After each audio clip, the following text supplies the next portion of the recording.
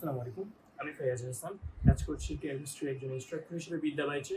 আজকে আমরা যে চ্যাপ্টারটা দেখতে যাচ্ছি সেটা হচ্ছে পদার্থের অবস্থা বা স্টেটস অফ ম্যাটার। তো চলুন শুরু করা যাক।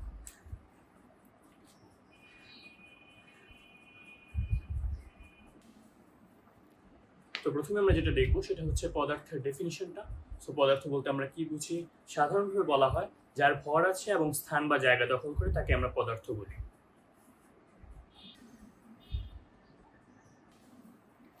পদার্থের অন্যরকম একটা সংজ্ঞা আমরা দিতে পারি, সেটা হচ্ছে জড়তার মাধ্যমে। সো ফিজিক্সে তোমরা নিশ্চয়ই পড়ে এসেছো জড়তা বলতে কি বুঝো। জড়তা হচ্ছে কোনো একটা পদার্থ বা বস্তু যে অবস্থা আছে সেই অবস্থা বজায় রাখতে চাওয়ার যে প্রবণতা, অর্থাৎ সে যদি স্থির থাকে তাহলে তার স্থির থাকতে চাওয়ার যে ইচ্ছা বা ধর্ম, অথবা সে গতিশীল থাকলে তার গতিশীল থাকতে চাওয়ার যে ধর্ম, সেটা হচ্ছে জড়তা। সো প্রত্যেকটা পদার্থেরই হচ্ছে ইনহেরেন্ট ফিচার হিসেবে জড়তা থাকে। সো যার জড়তা আছে তাকেও পদার্থ বলা হয়। এইভাবে আমরা সংজ্ঞাটা দিতে পারি।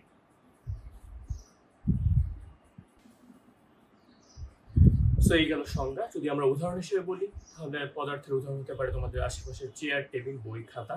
দেন গ্যাসের মধ্যে hydrogen, helium, carbon dioxide, oxygen. Then হতে পারে পানি। এছাড়া পর্যায় সারণীর সোডিয়াম, পটাশিয়াম, ক্যালসিয়াম সবগুলোই পদার্থের উদাহরণ। নেক্সট আপ আমরা চলে যাব ক্লাসিফিকেশনে, বা হচ্ছে অ্যাকচুয়ালি স্টেট তিনটা, অর্থাৎ কঠিন, তরল এবং গ্যাস। তো যেমনটা আমরা বলেছি যে পদার্থের অবস্থা হচ্ছে তিনটি, কঠিন, তরল এবং গ্যাস। তো আমরা প্রত্যেকটার সম্বন্ধে সংজ্ঞা এবং হচ্ছে কিছু ক্যারেক্টারিস্টিক্স বা বৈশিষ্ট্য জানবো। ফার্স্ট আমরা শুরু করছি কঠিন পদার্থ নিয়ে। তো ডেফিনিশন যদি বলি তাহলে যে সকল পদার্থে নির্দিষ্ট ভর, নির্দিষ্ট আকার এবং নির্দিষ্ট আয়তন আছে সেগুলোকে আমরা বলছি কঠিন পদার্থ। তোমরা যদি তোমাদের কেমিস্ট্রি বইটার কথা চিন্তা করো, সেটার ভর তো অবশ্যই নির্দিষ্ট, যেহেতু সে পদার্থ, তার ইনহেরেন্ট ফিচারই এটা। এছাড়া তার আকার অবশ্যই নির্দিষ্ট, যেটা তুমি কখনো চেঞ্জ করতে পারবে না, এবং তার আয়তনটাও নির্দিষ্ট। আলটিমেটলি নির্দিষ্ট আকার এবং নির্দিষ্ট আয়তন সে বজায় রাখছে এবং নির্দিষ্ট ভর তার অবশ্যই থাকছে। তো আমরা সঙ্গে জন্য এটা বলি যে নির্দিষ্ট ভর, নির্দিষ্ট আকার ও নির্দিষ্ট আয়তন। ওকে, সো এখন প্রত্যেকটা পদার্থই হচ্ছে কণা বা অণু দ্বারা গঠিত, এটা আমরা জানি। এবং কণা বা অণুগুলোর মাঝে এক ধরনের আকর্ষণ বল কাজ করে, যেটাকে আমরা বলে থাকি আন্তঃকণা আকর্ষণ বল বা আন্তঃআণবিক আকর্ষণ বল। সো এই আন্তঃকণা আকর্ষণ বল বা আন্তঃআণবিক আকর্ষণ বলটাই বাইন্ডিং ফোর্স হিসেবে পদার্থগুলোকে, মানে কণাগুলোকে একসাথে ধরে রাখে এবং যদি পদার্থগুলোকে ফর্ম করতে সাহায্য করে। সো আন্তঃকণা বল যেমন আছে, আন্তঃকণা দূরত্ব বলে একটা টার্ম আছে, যেটা হচ্ছে অ্যাকচুয়ালি বোঝায় একটা কণা থেকে আরেকটা কণার ডিস্টেন্স। সো কঠিন পদার্থের ক্ষেত্রে যদি আমরা এই ধর্মগুলি যদি অ্যানালাইজ করি,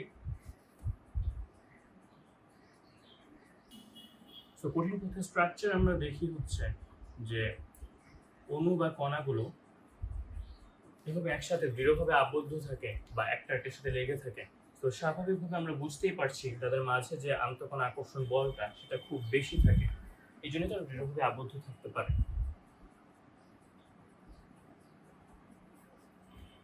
আন্তঃকণা দূরত্বটা আমরা যদি দেখি, এখানে একটা কণা থেকে আরেকটা কণার গ্যাপ খুবই কম থাকে। আমরা বলতে পারি আন্তঃকণা দূরত্বটা হবে খুব কম।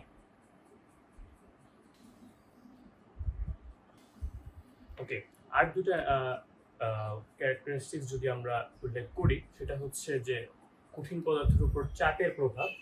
এখন চাপ যদি স্বাভাবিকভাবে প্রয়োগ করি, সেই হিসাবে সেটা সংকুচিত হয়ে আয়তন হ্রাস পাওয়ার কথা।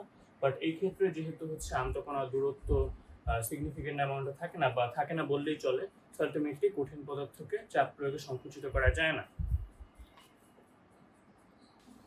সো কঠিন পদার্থকে চাপ প্রয়োগ করলে সংকুচিত হয় না। আর যদি আমরা তাপমাত্রা চেঞ্জ করি, অর্থাৎ তাপমাত্রা বৃদ্ধি করি বা তাপ শক্তি প্রয়োগ করি, সেক্ষেত্রে কি হবে? স্বাভাবিকভাবে গতিশক্তি পেয়ে কণাগুলো ছোটাছুটি করার কথা এবং আয়তন বৃদ্ধি পাওয়ার কথা, কিন্তু এখানে যেহেতু গ্যাপ থাকে না, সো তাদের ছোটাছুটি করার যে পথটা বা স্কোপটা সেটা এখানে উপস্থিত নেই। তো সেই জন্য যখন তাপ শক্তি প্রয়োগ করা হয় তখন তার আয়তন বৃদ্ধিটাও খুবই কম হয়।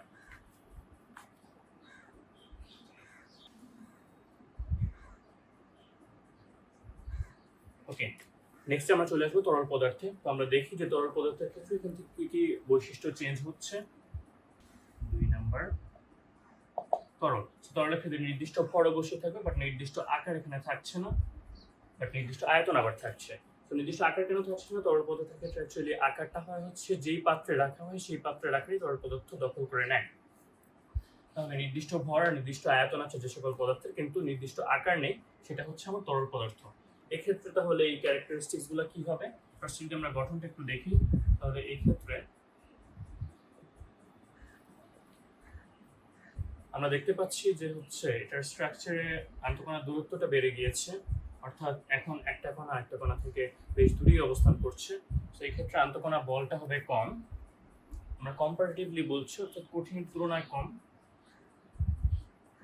আন্তঃকণার দূরত্বটা হবে বেশি। চাপের প্রভাবে কি হবে এই ক্ষেত্রে? তো যেহেতু এখন হচ্ছে এখানে আন্তঃকণা দূরত্ব বা গ্যাপ আছে, তো যদি আমাদের চাপ বাইরে থেকে প্রয়োগ করা হয়, সেই ক্ষেত্রে সংকুচিত হওয়ার বা আয়তন হ্রাস পাওয়ার একটা স্কোপ অবশ্যই এখানে ক্রিয়েট হচ্ছে, কিন্তু এই সংকোচনশীলতাটাও কম। তো এখানে চাপের প্রভাবে তরল পদার্থ হচ্ছে কম সংকোচনশীল।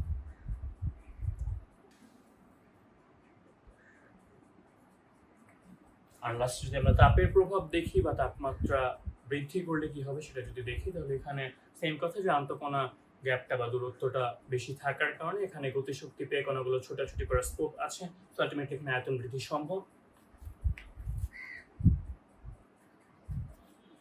আয়তন বৃদ্ধি হয় কঠিন থেকে বেশি।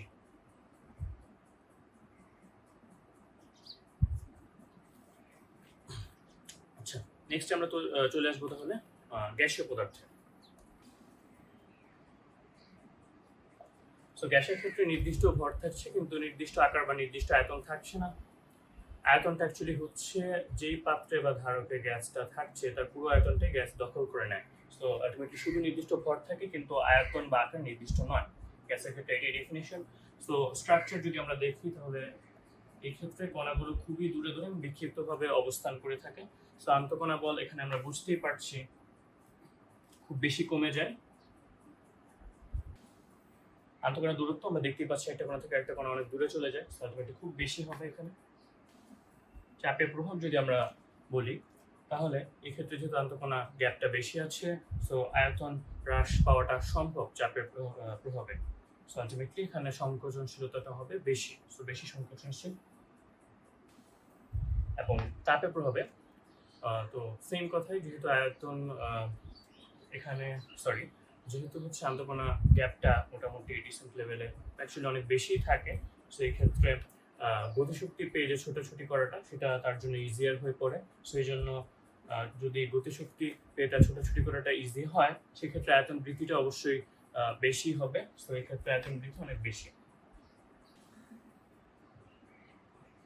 তো এই গেল হচ্ছে আমাদের কঠিন, তরল এবং গ্যাসীয় পদার্থের অ্যানালাইসিস, তাদের ডেফিনিশন এবং কিছু ধর্ম।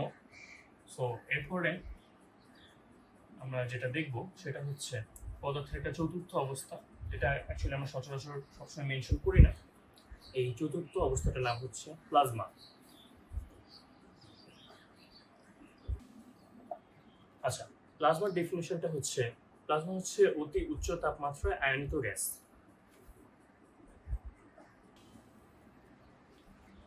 তো প্লাজমাটা অ্যাকচুয়ালি তোমাদের শেখাটা জরুরি না, বাট স্টিল জেনে রাখলা যে প্লাজমা হচ্ছে অতি উচ্চ তাপমাত্রায় আয়নিত গ্যাস। এটা কোথায় দেখা যায়? আমরা এক্সাম্পল হিসেবে বলতে পারি আমাদের সূর্যের কথা। সূর্যে অ্যাকচুয়ালি সারফেস টেম্পারেচার যেহেতু হলো 5000 থেকে 6000 ডিগ্রি সেলসিয়াসের মতো টেম্পারেচার যেহেতু ওখানে থাকে, সো গ্যাসগুলা লাইক হাইড্রোজেন হিলিয়ামগুলা আয়নে পরিণত হয়। সো ওই যে অতি উচ্চ তাপমাত্রায় হচ্ছে গ্যাসগুলো আয়নে পরিণত হচ্ছে, ওই ফর্মটাই হচ্ছে অ্যাকচুয়ালি প্লাজমা ফর্ম। জাস্ট জেনে রাখলা, এটা যদিও তোমাদের লাগছে না, তোমরা আপাতত পদার্থের 3টি অবস্থায় শিখবে। নেক্সট আমরা চলে আসবো কণার গতিতত্ত্ব।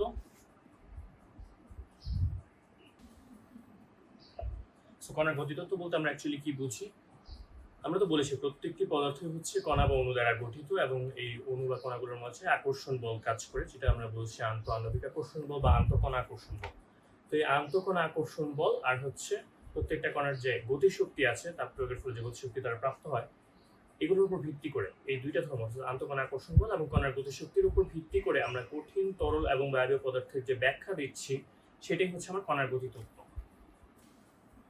আন্তঃকণা আকর্ষণ বল,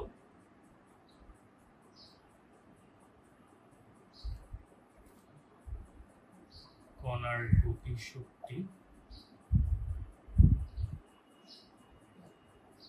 কঠিন তরল গ্যাসীয় পদার্থের ব্যাখ্যা করা, সেটাই হচ্ছে আমার কণার গতিতত্ত্ব। তো যেমনটি আমরা বলেছি যে কঠিন পদার্থের ক্ষেত্রে আমরা গঠনটা দেখলাম যে কণাগুলো খুব কম ডিস্টেন্সে অ্যাকচুয়ালি একটার সাথে একটা লেগে থাকে বা দৃঢ়ভাবে আবদ্ধ থাকে। সো এই অবস্থায় আন্তঃকণা আকর্ষণ বলটা অনেক বেশি থাকে এবং তাদেরকে যদি তাপ প্রয়োগ করা হয় সেক্ষেত্রে গতিশক্তি পেয়েও তারা ছোটাছুটি করার স্কোপটা হলো পাচ্ছে না, কারণ তারা হচ্ছে যেহেতু দৃঢ়ভাবে আবদ্ধ, তো তারা এক জায়গায় থেকে অ্যাকচুয়ালি কাঁপতে থাকে। তো তাপ প্রয়োগটা হলো বাড়াতে থাকলে একসময় একটা সার্টেন পরিমাণ টেম্পারেচার যদি চলে যায় বা হচ্ছে তাপ শক্তিটাও যদি ওই অ্যামাউন্টে চলে যায়, সেই ক্ষেত্রে দেখা হয় আন্তঃকণা আকর্ষণ বলটা দুর্বল হতে থাকে। আর হচ্ছে সেক্ষেত্রে কণার গতিশক্তি বাড়তে বাড়তে একসময় দেখা যায় আন্তঃকণার দূরত্বটা বেড়ে গিয়ে তারা ছোটাছুটি করার একটা টেন্ডেন্সি ক্রিয়েট হয়। আস্তে আস্তে একটা টেম্পারেচারে গিয়ে দেখা যায় আন্তঃকণার দূরত্বটা এমন লেভেলে হচ্ছে বেড়ে গিয়েছে এবং গতিশক্তিটাও মোটামুটি এমন লেভেলে চলে গিয়েছে যে তারা তরল অবস্থায় পরিণত হয়েছে ওই টেম্পারেচারটায়।